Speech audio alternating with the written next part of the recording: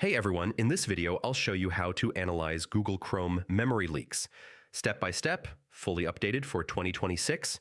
Memory leaks happen when Chrome uses more RAM over time and doesn't release it, which can slow down your system or cause crashes. First, open Google Chrome and press Shift plus ES key to open Chrome's built-in task manager. Here you can see memory usage for each tab, extension, and process. Look for processes consuming unusually high memory over time. Next, identify extensions causing issues. Go to Chrome://extensions and temporarily disable all extensions. Restart Chrome and monitor memory usage. If performance improves, enable extensions one by one to find the culprit. Now, check for tabs with heavy content.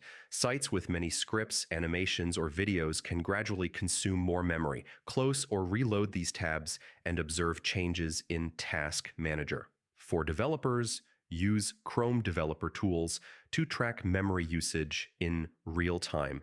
Press Ctrl plus Shift plus I or Command plus Option plus I, go to the Performance or Memory tab, and record a session. Analyze the timeline to identify leaks in scripts or DOM elements. Another tip is to clear cache and browsing data. Go to Settings, arrow Privacy, and Security arrow Clear Browsing Data, and clear cached images and files. Sometimes old cache can worsen memory issues. Finally, keep Chrome updated. Go to Chrome://settings/help and install any pending updates. Developers frequently release fixes for memory leaks in newer versions. And that's it.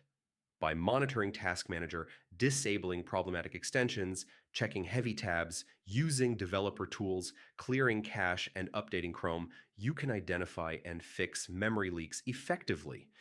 If this guide helped you, like the video, share it, and subscribe for more step-by-step Chrome performance tutorials.